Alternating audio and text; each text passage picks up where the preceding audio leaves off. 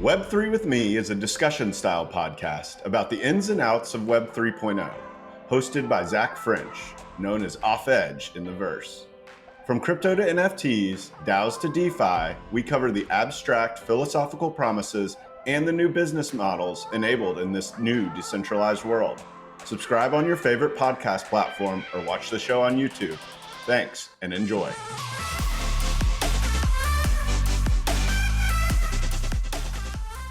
Zach French is a bar-certified attorney, and nothing expressed by Zach during Web3 with Me shall be considered legal advice. All the opinions expressed by Zach and his guests are solely their own opinions. All content in Web3 with Me is for informational purposes only. Zach and his podcast guests may maintain positions in the securities discussed during Web3 with Me. Thanks so much for tuning in to Web3 with Me. It is our mission here to educate, and we realize that some basics of Web3, like WTF is a digital wallet, might be helpful for you to know. We will be releasing a series of short videos on YouTube and Reels to help cover these high-level topics. We hope they're useful for us, and feel free to leave us feedback. My guest today is Brandon Martinez. He is a veteran entrepreneur, having previously founded music startup Indie Music, most known for working behind the scenes of the 2013 viral meme Harlem Shake. Martinez sold that business to Live Nation in 2016 and went on to run their YouTube business for the next 3 years. Martinez has participated in Snapchat's Yellow Accelerator, Transparent Collective, First Round Fast Track, On Deck Founder Fellowship, and is a member of Friends with Benefits. He is currently building Sneakerhood, an NFT-based playground for sneakerheads and their kicks, and Flow Score, a ranking and token-based rewards platform for the best projects on the Flow blockchain. LFG baby, let's start vibing.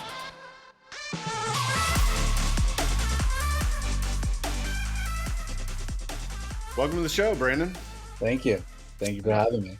Yeah, man, I've been super excited about this talk. I was actually taking my kid to school this morning. I was like, man, I could talk to Brandon today. Because after our first conversation, I was like, we got a good thinker here, and your experience is awesome.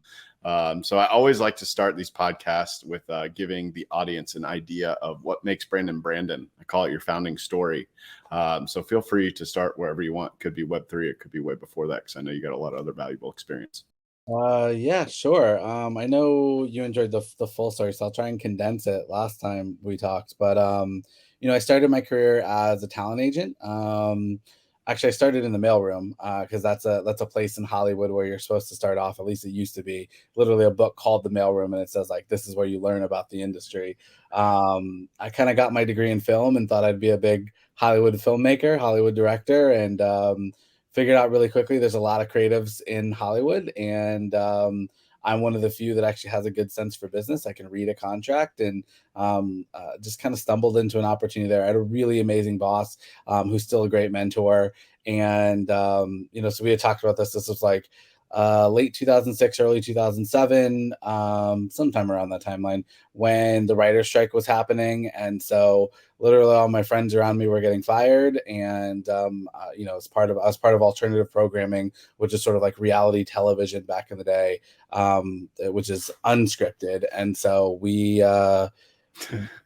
stayed, and we were doing really good business. And so, through that is then when I sort of identified that, this new media, web television thing was sort of happening, and found an opportunity there. And so, again, pitched my boss. He was really big on the idea, saw an opportunity as well, and kind of shepherded me through that process. And so inside of about a year or so, I think I actually got promoted to be an agent, was selling some early web series deals and representing early YouTubers and things like that. Eventually he left, and I kind of spun out new media or digital media into my own department, and then ran that for a couple of years. And that's kind of how I met my first investors for my first business. Alan Debevoise, who was CEO and chairman of Machinima, and Guy Osiri, Madonna's longtime manager, U2's manager, et cetera, et cetera. And with them and another partner formed my first business, Indie Music, which was a music rights administration business. We essentially helped YouTubers make money, helped musicians make money on YouTube. We're most known for being behind the scenes of Harlem Shake in 2013. That's what most people know us for. So Worked with a lot of amazing artists and labels over the 5 or so years that I ran the business. Sold that to Live Nation in 2016, and then ran their global YouTube business from there. So now I got to expand out to working with more of like the festivals and other sort of like internal brands on like their strategy and YouTube content that they were creating and things like that. Really amazing experience, but realized pretty quickly that corporate life is just not for me, and just really wanted to get back to being an entrepreneur. And so that's when I started on this current venture with Sneakerhood, and now also with Flow Score, and going from there. So I'm happy to keep going if you want me to. No, I actually do. I want to pause for a second because I like to highlight the experience that you gained along the way. It sounds like you had aspirations, as many do, going to Hollywood to become more or less a creative, right? And start to create films, but quickly found that you had a good business sense, and became somewhat of an entrepreneur, right? At like this, yeah, early on. And so like, what was your mindset then? Was there someone that was, guiding you along the way, or was there something about it that just kind of drew you in? Was there a framework that you picked up or something like that? I wish, man. So this is, again, when I started that first business is 2012, I guess is around the time when I started, thinking about it. And this is before there was like Silicon Beach or whatever we're calling it out in LA these days. I didn't know anybody. I didn't know anybody when I went to Hollywood. I didn't know anybody when I went into being an entrepreneur. I didn't know anything. I guess I have a gut feeling, and it's a right time. Same thing about just becoming a digital talent agent. I was one of the first, and part of that is when you're the only guy in a suit, around surrounded by a bunch of creatives, people just start kind of coming to you, and you realize that, okay, there's an opportunity here for me to kind of like shepherd this group and figure out what the next steps are. And I think I'm really good at that, at like figuring out where the puzzle pieces go. I always love to kind of take a 30,000 foot level and look at the problem and kind of then work away at what the solution can be from there, basically. So and I think that's my career, is I kind of just follow my gut, follow my intuition. I've got a pretty, I think, decent sense of kind of figuring that out.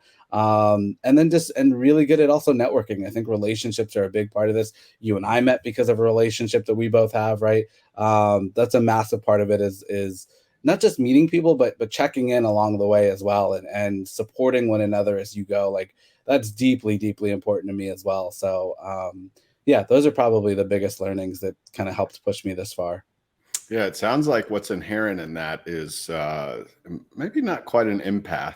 I don't know if you would describe yourself as that, but it sounds like you understand people, and you understand that ultimately, if you are able to push a goal forward, you've got the pieces, right? And if you can convince people to come on board with you, which it sounds like you are pretty persuasive. One of the things that drew me into you when we met the first time was your ability to wrap a narrative around what you're doing, right? I mean, we're all storytelling every single day. We tell stories to ourselves, right? And how good those stories are depend on, like, the outcome largely depends on that. So yeah, it's cool.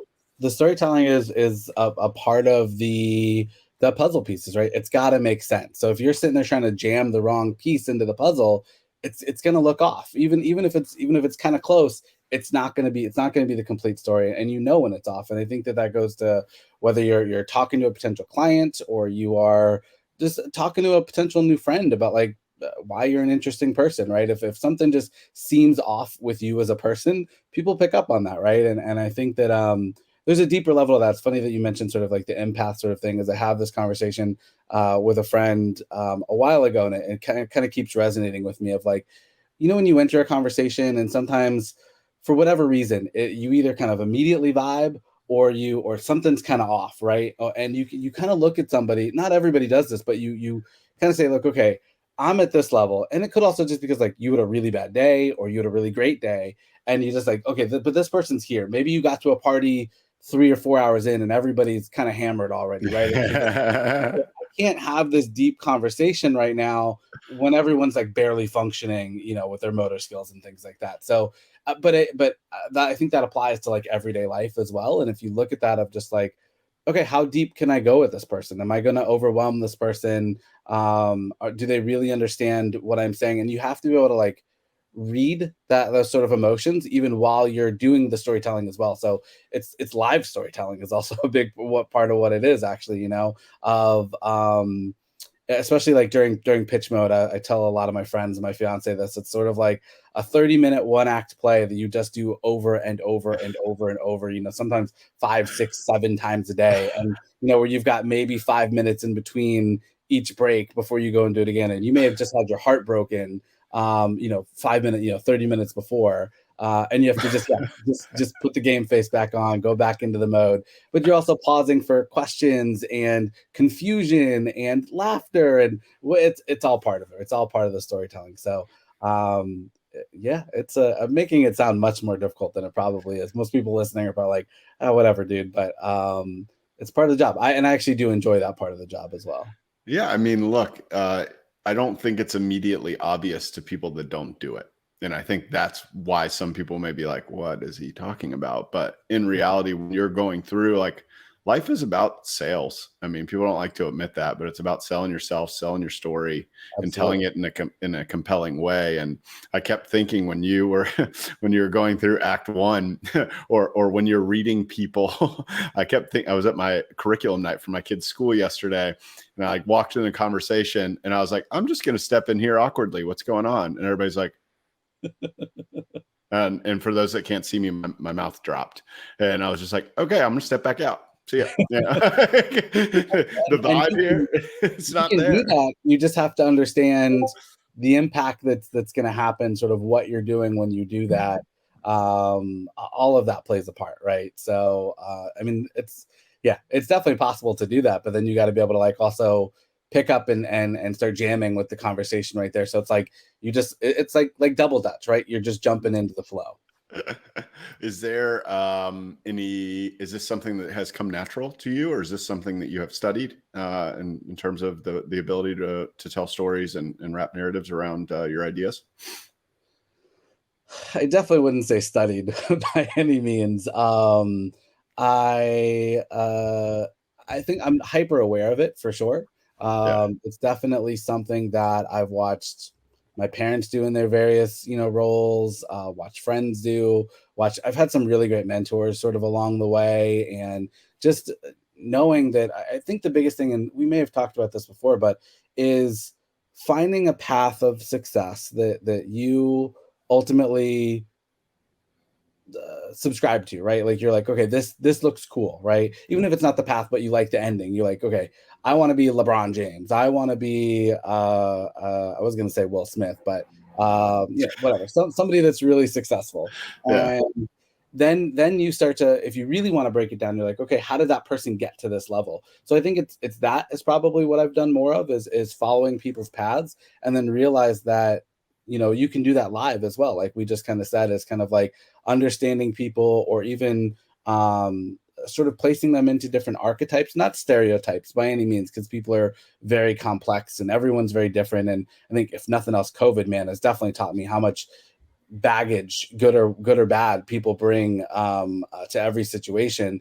And then also just giving space for that, right? Of like, okay, maybe even coming in and having an idea or a couple different ideas of like who somebody is or what a situation is going to be like, but being flexible enough to change that up as you go through. Of like, again, there have been investors that I've talked to, and it's just stone cold not reading anything, you know, and suddenly then they've got a ton of questions at the end. And, you know, sometimes it's like the pitches that I think went the absolute worst are the ones who actually invest, and the ones that was like, oh man, I just killed that. I never hear from again, you know? So, um, you gotta also then reflect afterwards and say, okay, what went well here? What didn't go well? What followed sort of these expectations that I had, these hypotheses, and how do I adjust for the next one, you know? Yeah, it sounds just like a classic science experiment in some sense of the word, right? Like you're going in with like a thesis or a hypothesis. You are catering your, you know, talk or your pitch to that hypothesis, and then afterwards, if things didn't go as expected, you're going back and you're troubleshooting, Yeah. right?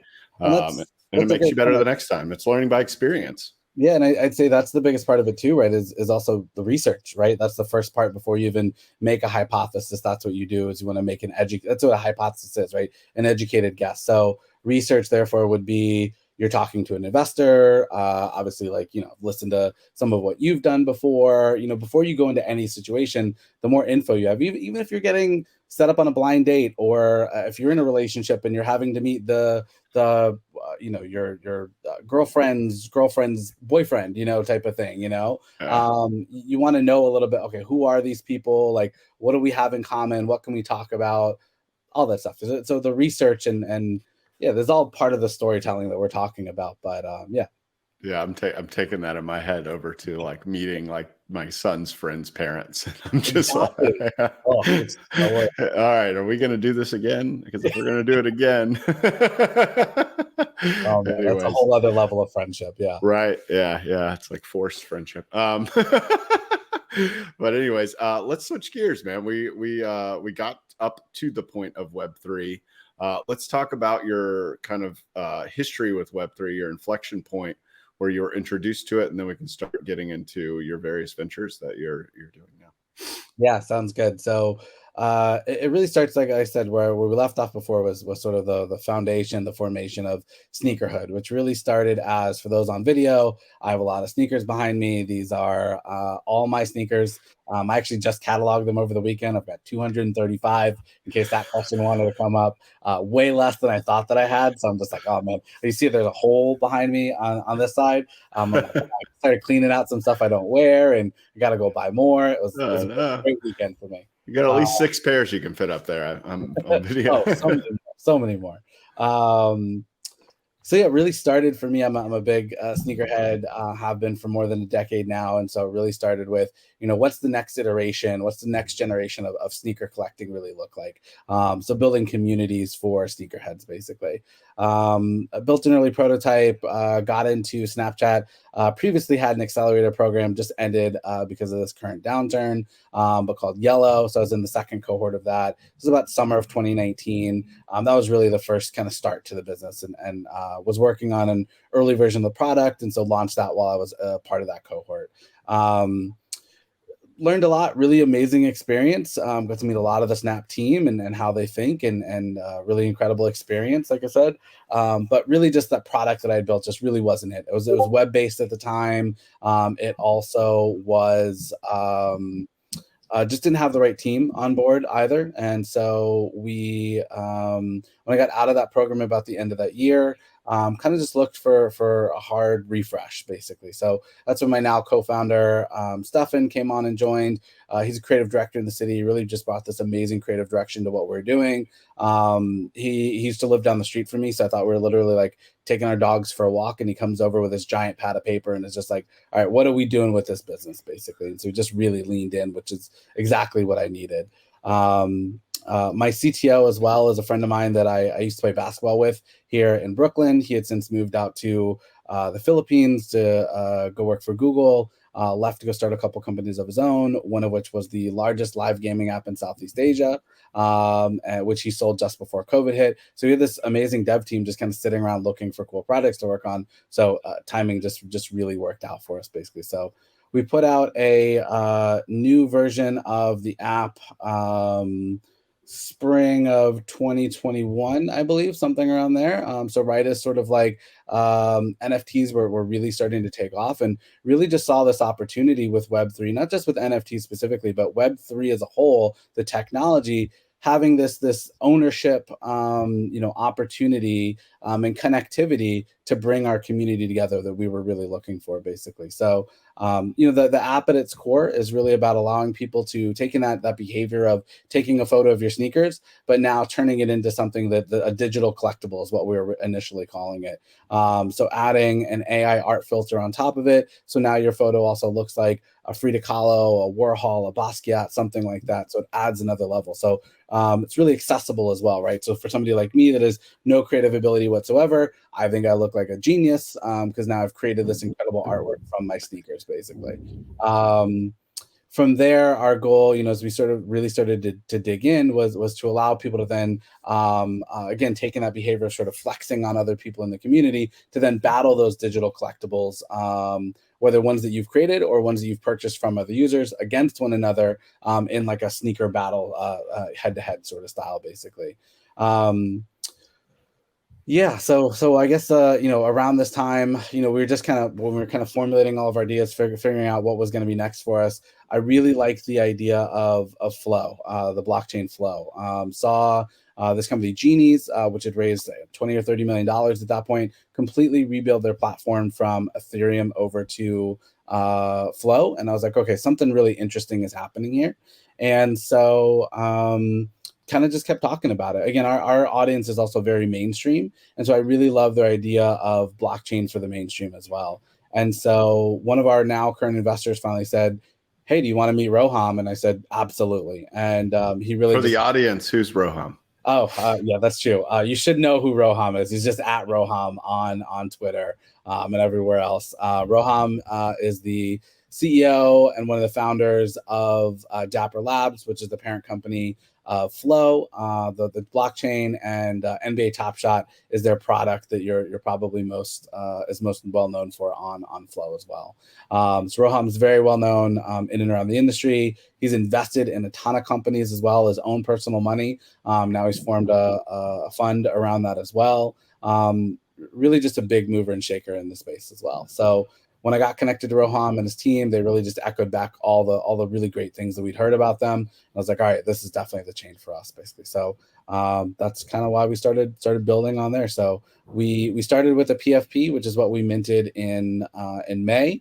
And then the crypto market sort of fell down around us. Literally, we minted the week of Terra and Luna, and the broader market sort of collapsing around us. So yeah, I'll pause there as another point for some questioning and things. Yeah. I wanna dig into. I mean, I understand the sneakerhead community is massive. I'm not a member of it, but I think I share with you. I'm kind of a voyeur.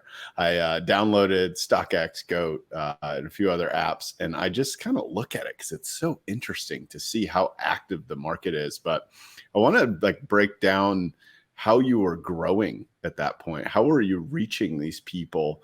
And how are you scaling kind of like your marketing around this? That'd be really interesting to hear. Yeah, so I'm always probably the biggest believer in just being an active part of your community. I think that authenticity, especially in sneakers, is a really big part of it, especially because of the growth of the resale apps. It's really easy for anybody to just buy into the community. I mean, you've seen like with Christie's and Sotheby's, right? You can literally buy $1 million collection if you have the money, and it's going to be amazing stuff, right? You can even buy fractionally into, a Jordan 1 or something like that these days. Like, there's all kinds of ways to be a voyeur, not specifically inside the community, and kind of find your way in, basically. I think that's become easier and easier. And so what we kind of saw is, like, with more and more people coming into the community, I think that the culture and the identity of sneakerheads was really changing, and so that was really important for us to really try and maintain. And so, like I said, authenticity was the biggest part of it. I've been a big part of these communities. Definitely less of a sharing of my collection. I think a lot of people are really surprised when they hear about some of the different things that I have, but when I share, some of these things are really deep. They're Japan only releases, or just really in the know sort of pieces in a collection. It's not all just Jordan 1s that came out within the past couple of years, right? I think my oldest pair might be a pair of infrared Air Max 90s, which is my favorite sneaker of all time. I have a couple pairs of them. That's from I don't know, 2000 or something like that, basically. So were you just out in your Discord or out on Twitter, or where were you telling people how authentic you were and showing this off? How are you rallying people around you as an individual? Everywhere. So we were building up our community. Initially, first it was, we started on the Web 2 side, right? Just building out our app. And so what you would do there. So we did everything from running Snap ads to just me, really being a face, a representative of the app and the business, saying like, look, we come from sneakers, we're a part of this. I'm Black and Hispanic, like I'm a real part of this community, basically. As Virgil Abloh would say, he has this thesis around tourist versus purist, and so like I'm a purist, I'm a collector, right? I'm not somebody who's just coming in and just like, oh, this is hype, this is cool. Like, no, this is me, and that's really important to me as well. And so having those conversations, like whenever anybody would ask, if I had the opportunity to go on a sneaker podcast or a YouTube show or whatever, no matter the size of the audience, like I was there. I'm always happy to lean into the community and just be a part of it. Going to sneaker cons and all that other kind of stuff and connecting with people, IRL, wherever I had the opportunity, I would definitely go. So I think we were still at the very early stages of that, and just kind of like building out me, but also building out the business as well. So that definitely changed with even as we started thinking about the Web3 side of things. So, we started polling our community and just asking them, are you familiar with NFTs and Web3 and that kind of stuff? And for the most part, the answer was no. Again, we have a very mainstream audience. And so we said, okay, we're going to have to educate here. We're coming from these two different worlds. And so we literally built an NFT 101 presentation we just offered to anybody. So now when I'm going on these podcasts, I'm like, hey, by the way, if you want to learn more about this, we've got this presentation, come and sign up, basically. And we just talk with people. Sometimes there were 2 or 3 people that would show up, and we would just talk with people and just building community that way, just very one-to-one. Even to that point, we were very wary of Discord for a very long time. Like we started actually a Telegram group first, because the worst thing would really be if we built up this Discord, and even if one bad actor came in and just stole all the ETH or SOL that somebody had, would just be a really bad look and would put a really bad taste in people's mouths. So we really just focused on Telegram initially, very one-to-one, kind of building out, sharing information, just education as much as possible. So that was definitely the building of the community, was just one-to-one as much as we possibly could. And then obviously when you latch on and then you get one of these podcast hosts or a bigger influencer who kind of like identifies with what you do or invites you to share on their platform, you kind of pull in some of those people every time from some of those platforms, basically. So I still think that that's the best way to build an authentic community. What were the, I guess, numbers? How were you measuring yourself? What were your KPIs at that point? Yeah, I mean, the vanity numbers that everybody looks at for sure. What were the numbers? What was the Twitter following? What was the Telegram group? The Discord server? It's so funny. I think our Telegram group really only got to about 150, maybe 200 people. I think we did that in the first week of our Discord server being open without even like sharing it with anybody, basically. Got a link? That's Discord is, yeah, exactly. Or the gating it, just like, hey, open for a little while for those that want to come in, and suddenly everybody wants in, right? FOMO master. Yeah, for sure. So I think the numbers, but also like the engagement, we definitely looked at. So we were looking at who are our most leaned in users. We still have a handful of people that have been with us literally since like day one. They tested out the early version of the app. They've been part of the Telegram group. They attended the NFT 101 sessions. And that's still really cool to see these people that are just supporting you and supporting the business along the way.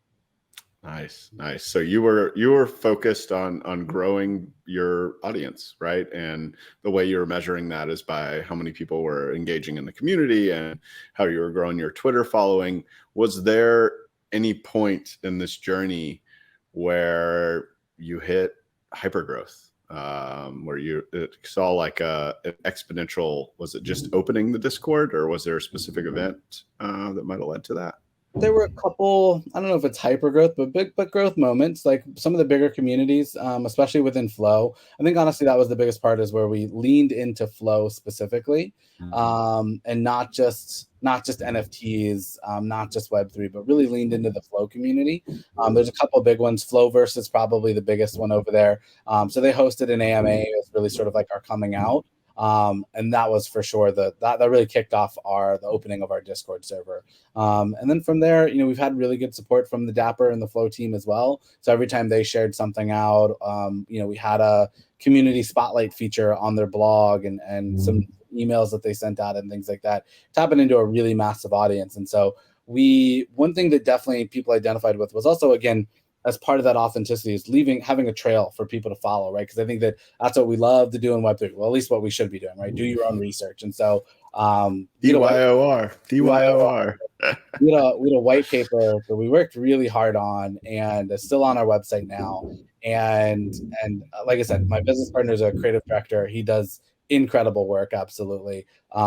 It's good. It's very thorough. We really thought through like our planning, and again, this is Web3 and NFTs a year ago at this point, but yeah, we really thought it through. And so a lot of people that came in were just like, hey, I heard about you from X, read your white paper, loved it. And we used, at first I opened it up at some point, but we used DocSign in order to, or DocSend rather, in order to track, who was opening and where they're opening from. And that was really incredible just to see that continuous growth there. Because I think that not everybody leans in, or not everybody leans on every platform. Sometimes Twitter just feels like you're shouting into the void and hoping that somebody happens to have their window open at that moment, so getting them into the Discord, once they're in the Discord, you have a little bit more attention, but we all probably suffer from being overwhelmed on our different Discord servers and things like that, and muting certain ones or muting certain channels and things like that as well. So that I think was one of the biggest places where we could really see the impact that we were having, and around the globe too. I mean, just seeing various people from Brazil and Russia and Australia and various different things kind of tapping in was really fascinating. Is there any was there like subcultures within the Discord, like Air Max loyalists or Jordan loyalists, or like, yeah, pardon if that's naive, but I'm just trying to understand how this audience is segmented. Not naive at all. We had a couple, surprisingly, that were really into, you kind of have like your bigger brands, and then you have the others, right? And so we had some that were into your Asics and your New Balances, and even like Carhu and some of these other alternative brands. New Balance isn't really alternative at this point. And then mostly Nike. Like even Adidas has kind of fallen off at this point. So mostly Nike. And that's just like people that are just like part of it. But honestly, a lot of it too was also the opposite side, right? Where we had where we started off with sneakers and educating about Web3. Now we had a lot of people that found us through these various Web3 platforms, and Flow specifically, who were just curious about sneakers and they wanted to learn more about sneakers. So we found ourselves actually doing a lot more of that, of educating, hey, here's what's coming out. Here's what people are talking about. We have a channel where you can share the kicks that you're wearing. So it also made me sort of like try to switch it up a little bit, share some diversity in my collection and things like that as well. That's cool. So really the market picture is, or at least in terms of what you were building, was a lot of sneakerheads learning about Web3, which turned into, once you adopted Web3 with Flow, is a bunch of Web3 heads, if you will, degens, as we call ourselves, learning about sneakers. Yeah, for sure. Yeah. Even I think most of our biggest whales, trying to think right now, most of them probably identify more as degens than sneakerheads for sure. Some of them have even said, like even the gaming component of what we're trying to build out, they're like, I think this is really cool, but like my kids are going to play it, like that kind of thing. So I think the NFT community, especially on Flow, is very, very different. And I think it's very much still figuring itself out. And again, that goes back to the tourist versus purist thing again, right? Who's really sticking around? Who's a collector? What is it that they really believe in? Why are they here? I think we're all still very much trying to identify. And then those that were here for a quick flip, they're realizing that their money's not going anywhere. So they're kind of getting out and moving on. And again, even this, right? I think, I don't know if you've seen the new Robin Hood documentary that's on Netflix, but I think it's part of that, right? It's these people that were gambling literally day to day. Casinos shut down. They started gambling on Robin Hood. Then they started gambling with NFTs, right? It's just like these cult of personalities and where the money moves and things like that. But again, we believe in the technology of Web3 and where we can really build from here. This might be a good point to transition past sneakerhead. So what are you working on now, and what was that transition like? Yeah, so we definitely haven't sunsetted sneakerhood by any means. It's very much still like our baby, our project, our community that really continues to teach us every day. It's kind of crazy. I was just talking to our mutual friend Brian, actually, and I was telling him how we're actually kind of like a legacy project on Flow now, even though we only minted less than 6 months ago. So we post mint, we were really rushing at that point for NFT NYC. It was about 3 weeks away, and we did a really massive giveaway with Dapper Labs, where we sent 2 people to New York for the convention, got them into all of our parties and events, and ultimately took the 2 winners on a $5,000 sneaker shopping spree each. Which was also amazing. Being able to just like, we did it at Stadium Goods, which is one of the bigger resale shops here. They shut down the store for us, so we got to kind of just like walk through the store, just us, and I got to just like share with them, like, these are my favorite pairs, here's what I would buy, listen to what they were into and suggest certain things for them.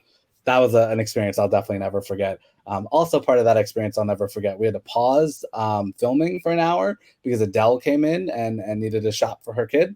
That was pretty cool. Our winners, again, they were like so humbled and so excited, and I think it was really especially cool for them. But so we were rushing to do that, and just, that's a whole other conversation. But all we had was a wallet address to find these people, then to book flights and everything else. That's a whole other conversation to be had. But we did it. We got it done. Our team, meanwhile, was prepping for our mobile application. That should have been what was the next steps for Sneakerhood, is taking that beta app that we had before, now applying the Dapper wallet is the wallet that we use on Dapper, and syncing that to the mobile app, basically, so people could log in and see their assets in there.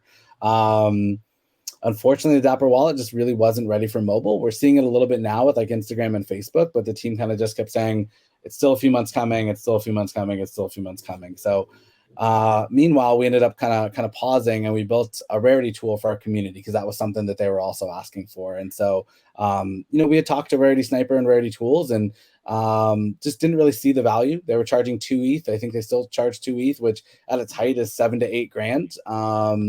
And which is absurd. And it's an algorithm that they plug you into. There's no flexibility there. And there's no real marketing that they offer either. They can sort of throw you to their Discord server of 300,000 or 400,000 people, but it's mostly ETH based, and so they're really looking for, again, a quick flip. There's one project that actually did do that, and their secondary tanked, and I think it's partly because of Rarity Sniper, because community just wasn't right. It wasn't long-term value like most of the Flow community, basically. So we built our own tool, and that day that we launched it was definitely our highest secondary sales that we had seen. Community really flipped out, things being delisted and relisted at higher values, and those that weren't kind of got snatched up for quick steals. Our highest secondary sale to date came 3 weeks after mint. Remember, the market's already tumbling down, and we did 6x our mint price on an asset, and so that was really cool to see. And again, all because of the Rarity tool. So we sort of had this epiphany that, all right, if this is having this much impact on our small growing community, imagine what this could do for other communities as well. So we started working on that, and we talked to a lot of people and said, like, would you be interested? And we got a pretty resounding, yeah, absolutely, let's see what you can do. And we went for it. And one of the first things we also realized is that there's a lot of divisions within Flow as well. And so one of those is on the wallet side. A lot of the older projects have used Blockdo as their wallets, company based out of Singapore. But like for me here in New York, because we have so many regulations, Blockdo literally never works for me. And so those projects are sort of out of reach for me. That's one of the reasons why we also went with Dapper Wallet.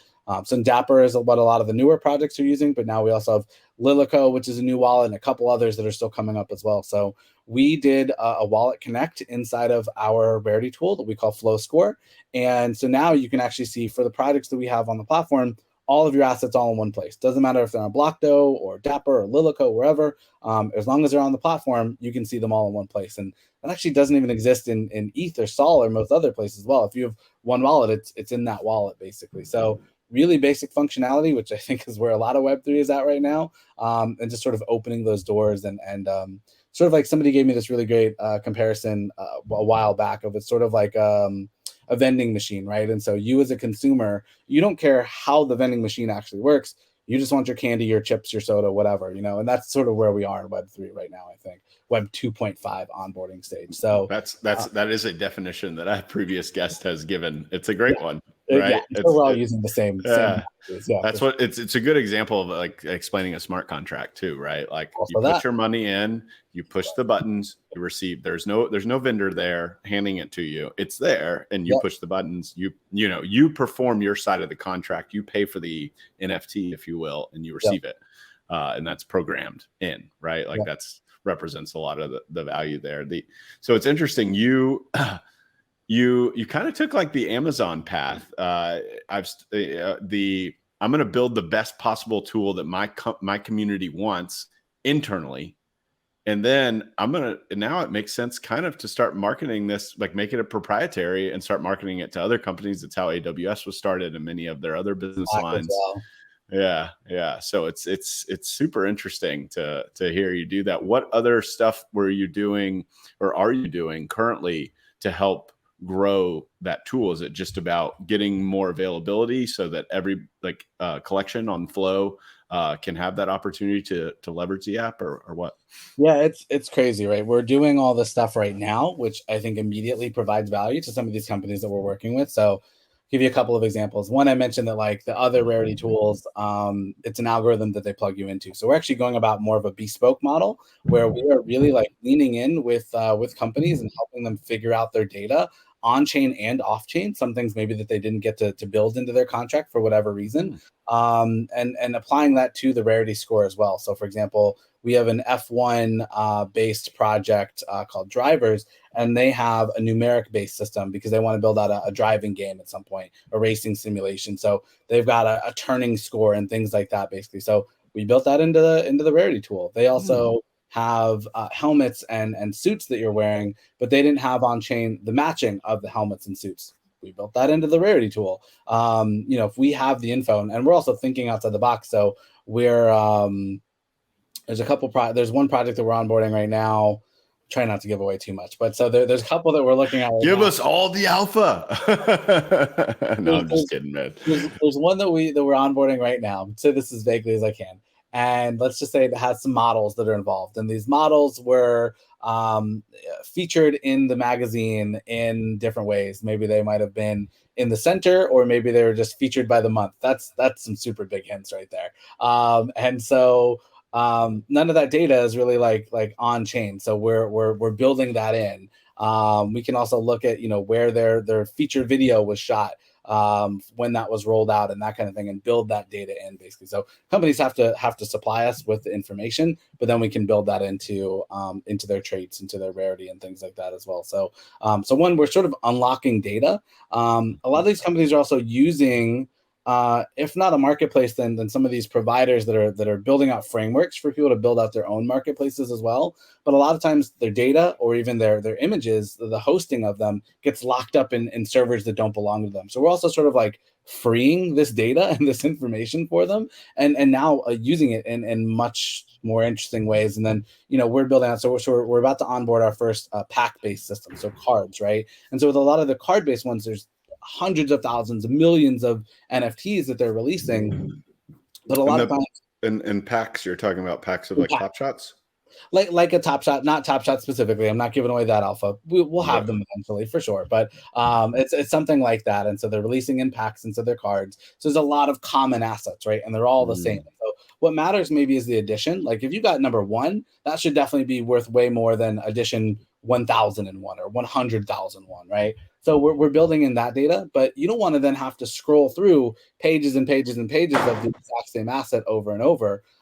So we are adding in a stacking system for those assets as well. So I don't know when this is going to come out, but in the next couple of weeks, we're going to literally have that live. And I think that's really cool. And the company's really excited because it's a whole new way for their community to really engage with their assets and things like that. So there's a lot that as we're building out the product, we're learning about what these different types of projects need. Right now, we're sort of identifying like 3 archetypes. There's sort of the traditional art-based rarity traits. There's the numeric score-based ones that I mentioned, skill set-based, and then we have these pack-based ones as well. And so just learning what they're all sort of like looking for, and then we'll figure out how we can really scale that out from there. So in the meantime, so that's sort of like building out the product side. We're actually soft launched. By the time that this is out, we can definitely talk about it, a global leaderboard as well. So that's the biggest thing for us, right? Now that we have that Wallet Connect in there, we can see not just who are our whales, but who are the whales across the entire ecosystem, right? And that's really who you want to know, like who's really buying these assets, right? And it's fascinating already from half a day's worth of just kind of digging in and looking through. It's like, whoa, I didn't even know this person existed, but they've gone really deep on one project, right? Or we have people that are just buying across all the different projects. And so maybe one, they're like number 1, 2, or 3 in, and then they're maybe 20 or 30 over here, but like it's the 1 and 2 ranking that's kind of propping them. It's real. I just love data. It's really fascinating to kind of dive into. And we're just learning so much about the community and about the individual projects, and then sharing that back out with the projects as well, so they can learn about their community. So that's been really fascinating. Ultimately, where we're going with this is, now that we have all that data on the consumer, is launching a token-based reward system for them. So, if this were any other ecosystem, Delta Sky Miles, American Express points, something like that, you'd be earning, if you were paying thousands of dollars, tens of thousands of dollars, hundreds of thousands of dollars, as people sometimes are, you'd be getting rewards for that, right? So either with points or some sort of additional value. So that's exactly what we're building, is a token-based reward system where we're going to look at how many assets you own, the length of time that you've owned them, the diversity across your portfolio, but also bring in social data as well from Twitter and Discord, so we can see not just who's buying up all the assets, but also like who's really hyping up all of our projects as well. So going back to the last question you sort of asked, is like, that's also how we look at the dichotomy between Sneakerhood and Flow Score, is that one really informs the other, right? We were able to build Flow Score because we built Sneakerhood. Like, that's really what allowed us to recognize and identify this opportunity that's over here. And we'll kind of keep that circle going. So we have a plan to launch a token at some point through Sneakerhood as well. We'll learn about it on this side as we do that for Flow Score, and then we'll kind of bring that knowledge back around and continue to iterate and build on the product from there. I love it. It's like it's reversed, right? It was an R&D project within Sneakerhood to start Flow Score, but now you're reversing it, right? It's grown.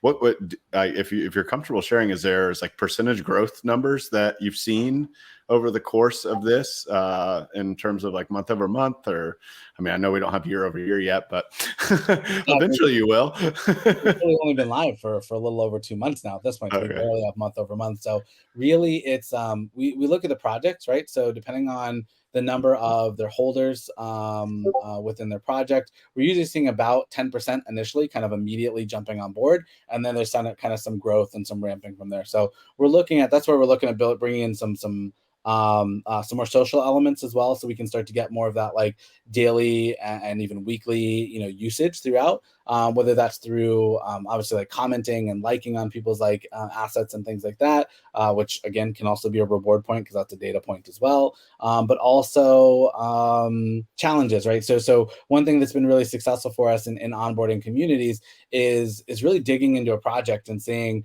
okay, so like the drivers one, for example, they have all these different teams that is how their assets are divided up. So, hey, team LA Retro, like, you have the most signed up people and here's who's following behind you. And so kind of challenging them to onboard their own communities, basically. Same thing with like Bobbles, like we were just looking at, I think 9 of the top 10 assets have been claimed. Like, we know who they belong to. Number 10, which is like a Bobbles, they're like sort of like bobbleheads. Basically, the artwork is really cool. They're in GIF format, really, really next level project. Number 10 asset, which is like a Tom Brady bobblehead, basically, is no one's claimed it yet. So like, hey, this is a top 10 asset. Whoever owns this needs to get on Flow Score and like claim that you own that. So, and I think now that, again, we haven't just started pushing out the global leaderboard just yet. We're working through a couple of minor bug fixes today. Once we do that, and the community can already, like, we've already seen we're driving sales as well for a lot of these projects, where people are like, wait a second, I've got 62 assets and I'm number 2 and number 1 has 63. I'm just going to go buy 2 more assets, so I'm number 1 within this community. Now when the global leaderboard opens up, it's going to be really fascinating. Do they buy across more projects and whatever has the lowest floor price, or do they go deep on the community that they believe in to try and up their ranking specifically there? But either way, as that floor gets swept, floor prices go up, right? So that's exactly the value that we're immediately already providing. with the 4 projects that we have. And we've got, like I said, a queue that's forming now. I've got 3 more that are up next and a whole bunch more that we're talking to. So it's really exciting. Well, you're creating a flywheel of value for your users, who would be these projects, I feel like, and your customers, who would be the actual collectors, right? Is that kind of how you think about it? Yeah, definitely. So even now, the projects are paying to get onboarded, but I want to break down that barrier for them. I want to allow, we have a lot of, especially right now, we have a lot of projects that are doing free mints, right? And they're seeing much more success on the secondary because of that. I want to be able to bring those in as well. I think that all these communities are really interesting. So therefore it comes back to the collector, and that's where the token comes in, right? It's all about the earn side is really easy. Like we've explained a lot about that. The burn side is where it gets really exciting as well, where we're creating that, like you just said, additional value back to the collector as well, whether it's buying additional assets. So we're looking at linking up to all the different marketplaces that are out there, talking to projects and businesses that do merch. So having even physical items. So whether that's you want to lean in with your favorite project or whatever it is, and then we can continue to grow that out bigger and bigger and bigger and bigger. So yeah, it's really exciting to be building that and end up, like you said, bring that value back to the consumer as well. Nice. Well, we're nearing the top of the hour. This has been awesome, as expected. And I have kind of 2 traditional closing questions that I ask every guest. So the first one is, how do you describe Web3? Yeah, I know you asked me this before, and you told me I couldn't do the read, write, own thing. We don't prep our answers. What are you talking about? Yeah, but heads up, because it is something that you should think about. It is how I describe it, and I think just in its simplest form to me, if I'm really just describing to somebody who has no idea, is like, look, Web3 is a technology. That's really all you need to know. It's a technology that's in the back end, and you as a consumer, it's all you need to know is it's going to be better, faster, stronger. That's really all you need to know. That's going to provide more connectivity and more ownership for everything that you do online, more visibility, that kind of thing. So just in its simplest form, just really breaking it down for people without being too overly complex. Yeah, it's an evolution of technology. It makes sense. So the final closing question is about predicting the future. And or trying to manifest your future, of course. So where do you see yourself and this industry as a whole, this Web3 industry, in 6 to 12 months? And where do you see yourself in the industry in 5 to 10 years? Yeah. So, man, 6 to 12 months is like a lifetime in Web3, right?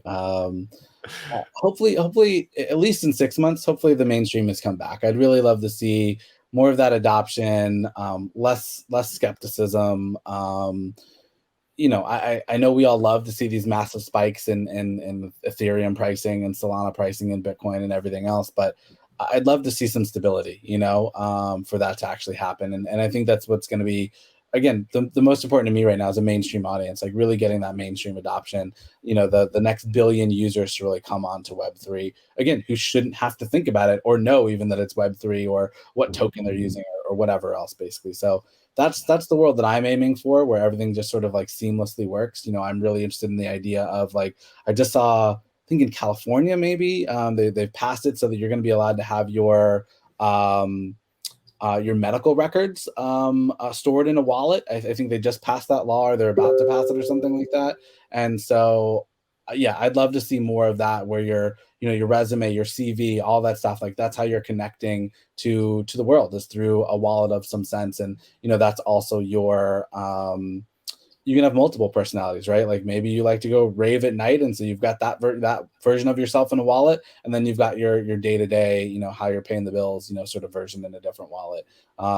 That's the world I'd like to see. Now, how fast we get there, yeah, I don't know. The market keeps flipping upside down every other day, so we'll see. For myself, I love what I'm doing now. It's been a fascinating journey. I continue to learn.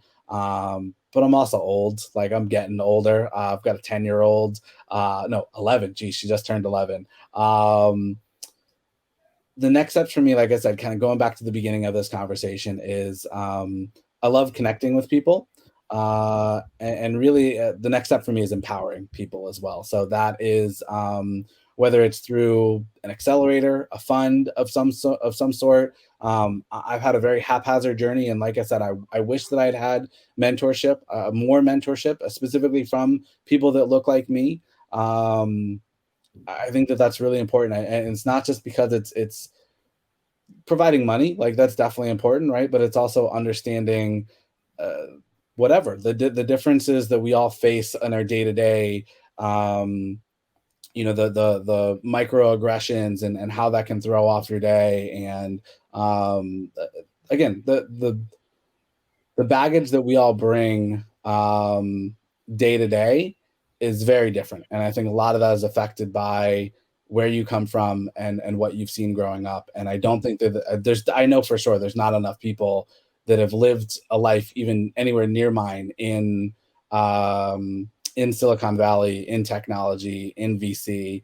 And I want to be representative of that. And I want to give people that space. So finding that balance, I think, of money, but also support is a big thing for me. Just really cheering on those that I believe in and putting my money where my mouth is. I want to see if I can do that as well. So that's where I'll be in for sure 5, 10, 15, 20 years, whatever time frame it was that you gave me. That's my next step for sure. That's awesome, man. What a great way to close. It's good to see, when you get connected by someone like Brian, you start to see a little bit of that person in the people you meet. And there's a reason that we're getting connected. It's not just about, talking about your ventures on a podcast. It's about connecting people that have similar goals. And I think both you and I share that passion to give back in some way. And so that's awesome, man. It's been a pleasure having you on. I appreciate it. Yeah, thanks for having me. This was a blast as always. I look forward to our next conversations. And like I said, 6 months, 12 months, who knows where we'll all be from here. We have no idea. That's like 5 years in Web3 life. So all right. Thanks, Brandon. Cool. Thank you. Cheers. Thanks for tuning in to Web3 with me. If you enjoyed the show and want to help us grow, please hit the subscribe button on YouTube or leave us a review on Apple Podcasts or Spotify. If you want to connect with me personally, you can find me on Twitter @Zach_French_.